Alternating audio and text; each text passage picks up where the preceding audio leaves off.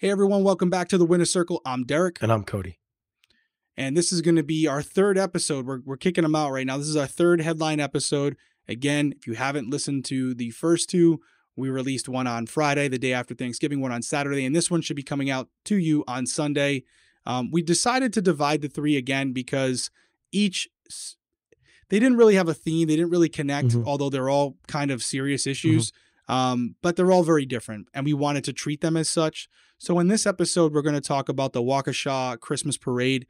Really tragic set of events where essentially what we know now is this individual by the name of Derrick Brooks drove through a crowd of people, killing 6 as of right now, the youngest being I believe an 8-year-old boy or a 6-year-old boy, and then also injuring over 60 people.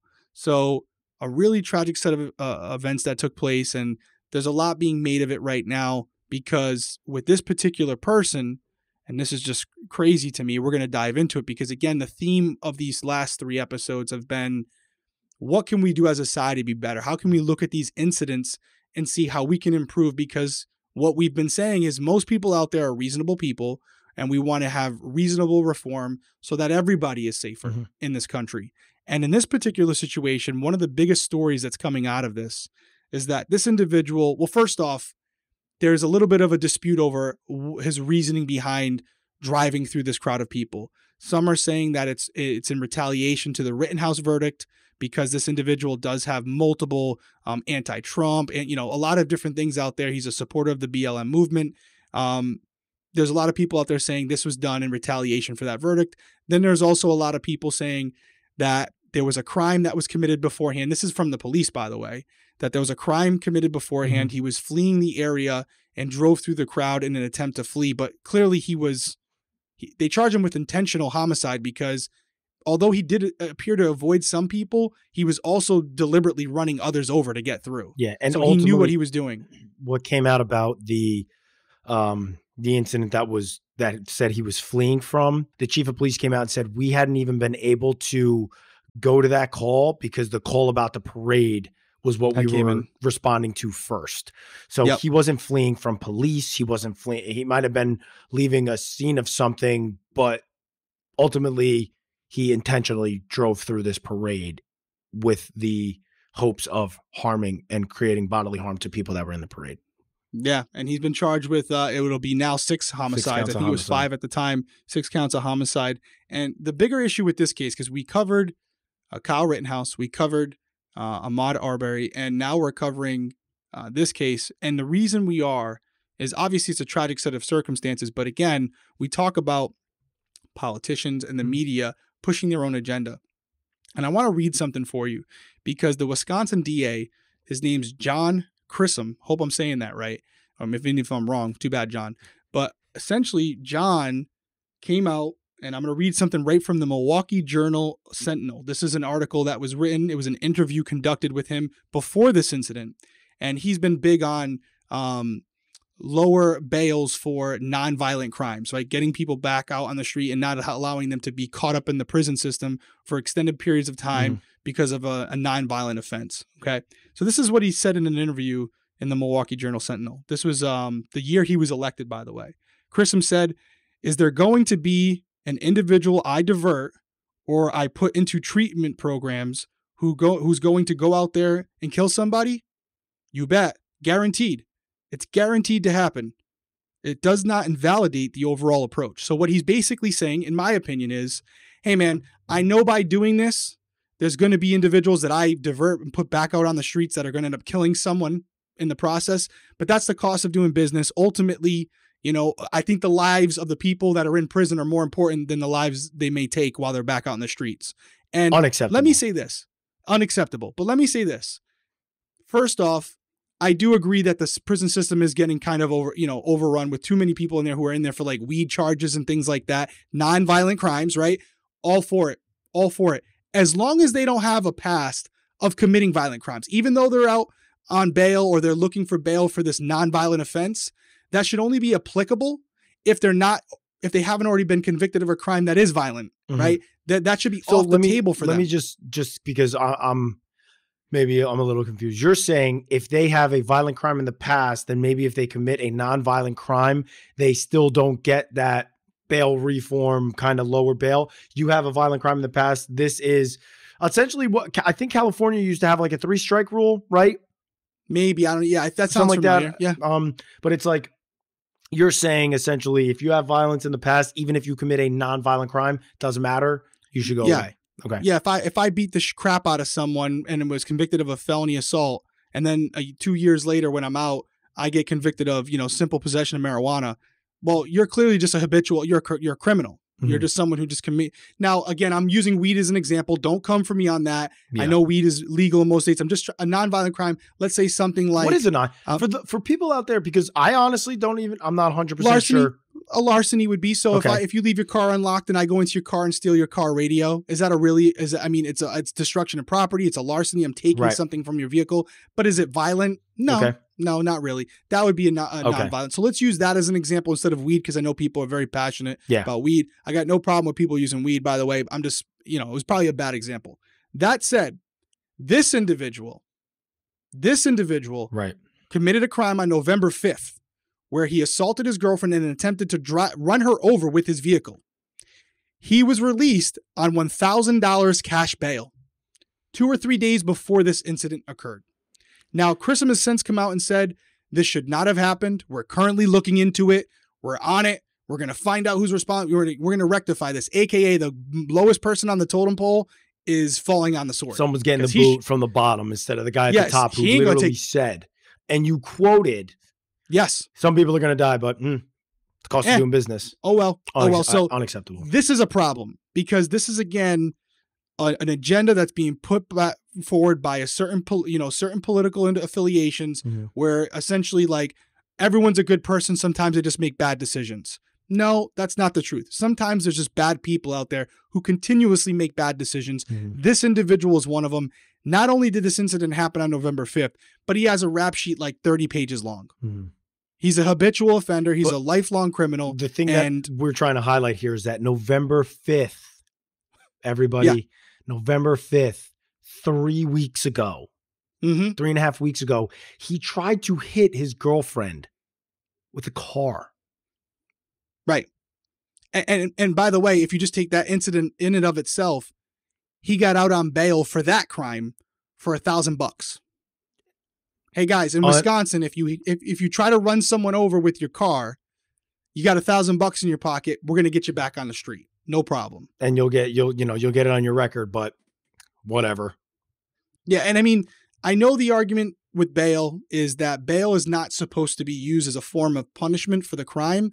It's supposed to be used to ensure that you show up for court when your actual trial starts. So you could say, like, if this person's in a financial struggle, $1,000 is a lot of money to them. So that would be something that they'd want to show back up with.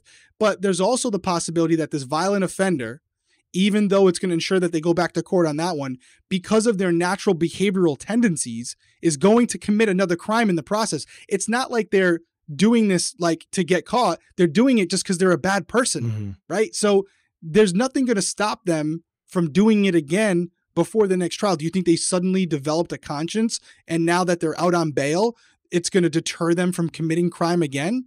No. There's very rare circumstances where, again, somebody does go out there, does something stupid, and it was unintentional. You hear about these incidences where you have like a young kid or something like that, and they're street racing and they end up killing someone. And it's like, is that person a bad person? No, maybe not necessarily. They might have just made a bad decision. They're going to pay for it. But this person has the record to support that they are not someone that we want out on the streets. And now 6 lives are lost. Hundreds of lives are changed forever. And you have 60 other people. I don't know their conditions right now. Are we going to have more people end up succumbing to their injuries? The kid that just recently died, he was undergoing brain surgery and then it came out. There may be other people that are going through a similar thing. There may be somebody in a coma right now that ultimately doesn't wake up from it. Like, the death toll isn't, it may end with 6, but it's just unacceptable. And it could totally have been avoided. And by the way, I was saying 6 or 8. He was 8 years old. 8 years old. I just looked it up. So, I mean, tragic, absolutely tragic and avoidable. This was avoidable. So again, We're talking about society, reasonable people making right choices. I hope that there are people out there, and I'll just say, like, I hope there are liberal people that watch this YouTube video and that maybe are more left leaning and believe in some of these policies. I'm all for it. I ask you, what do you think about this? And when you answer in the comments, don't answer with what you think the political affiliations that you're with would want you to say. Say it from your heart. Say it from your mind. Because there are incidences where I know that there might be people that I affiliate with who want me to say a certain thing or believe a certain thing because of political reasons. And I'll say, no, that's stupid. That's not the truth. I hope we can all come to a common ground here where we say, listen, this is not right, regardless of where you stand politically.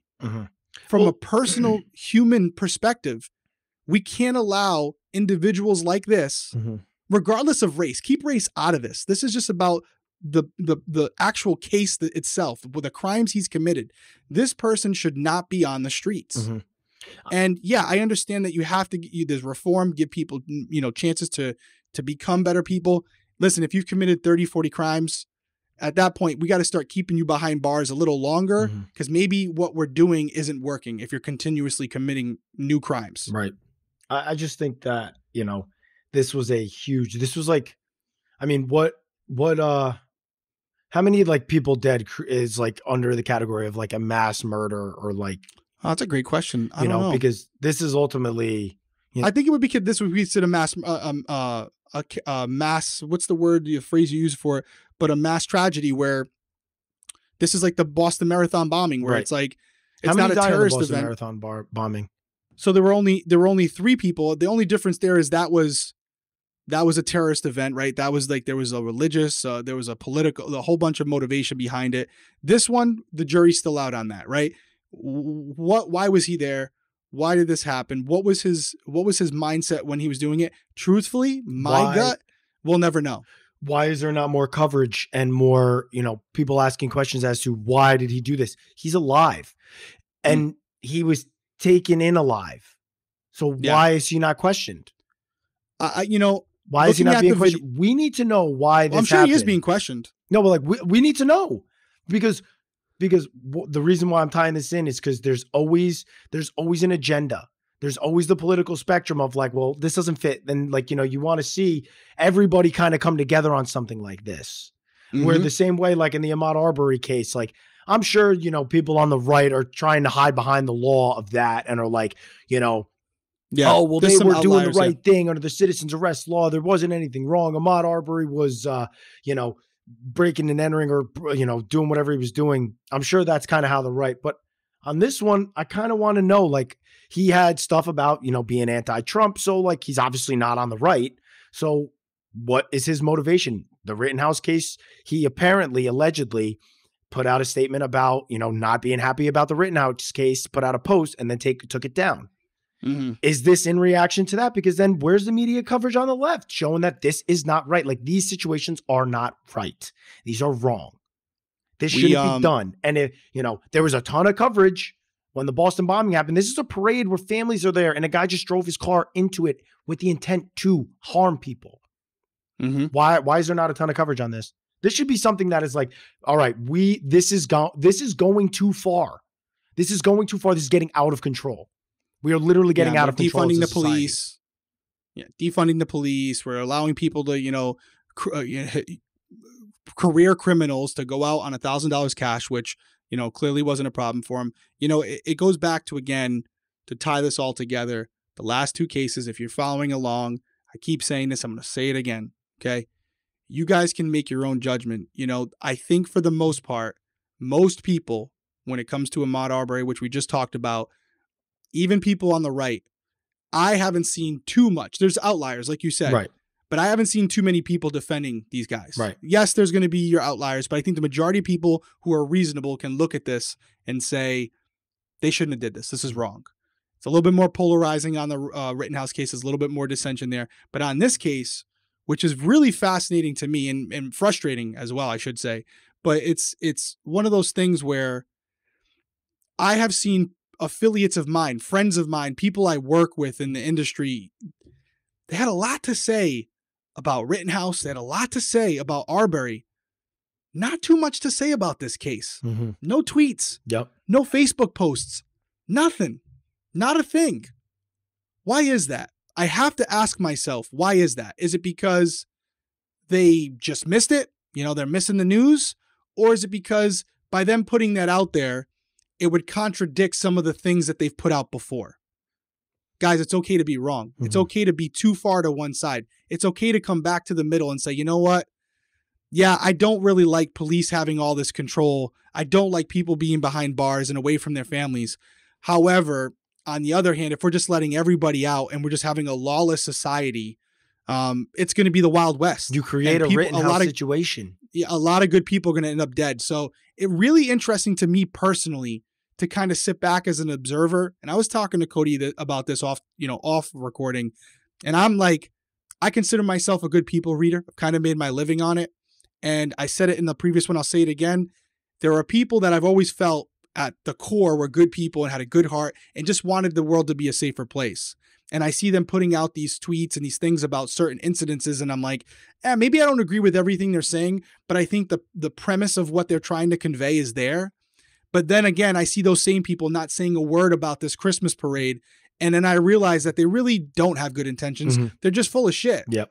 And so they've lost my respect. I'm not going to confront them on it. I'm not that type of person.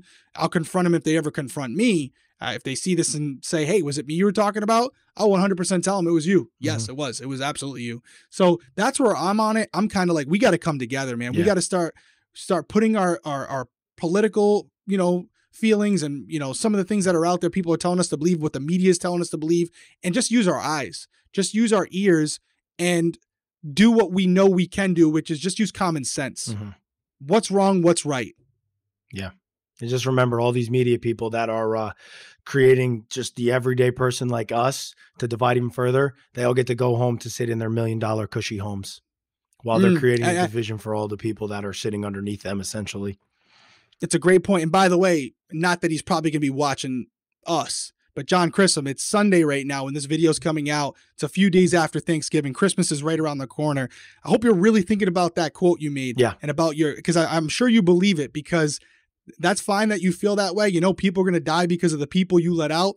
Well, those people right now are at home. 6 families specifically right now because of your actions and your office's actions. So their blood is on your hands, buddy. Sorry to tell you that. They won't get to spend the holidays with their family now. Absolutely. And their families, how do you think those holidays are going to be now for those families? Because you had a reform that allowed a criminal to get right back on the street and 3.5 weeks later, mow people down in a parade. Yeah. Idiot. And I'm sure it's not the only person who's been released who's gone out and committed a crime against another victim.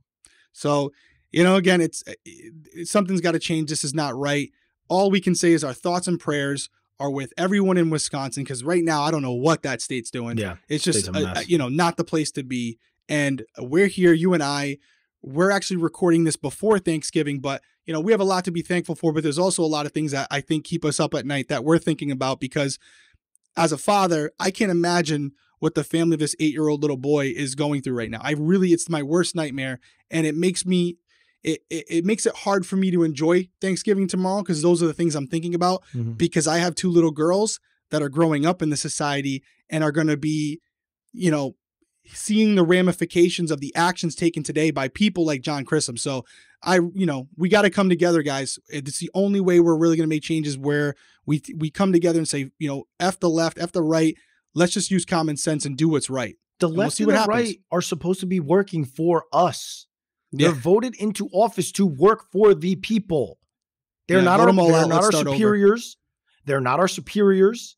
They're not like morally more superior than we are. They are literally voted into office to work for us. And it doesn't feel like it's happening. It feels like the politicians on the right and the left are more worried about their pockets than they're worried about the people.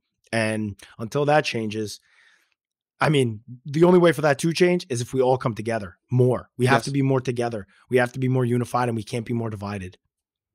Agreed. Great way to end it. Guys, listen, we appreciate you joining us here on the Winner's Circle. Stay safe out there.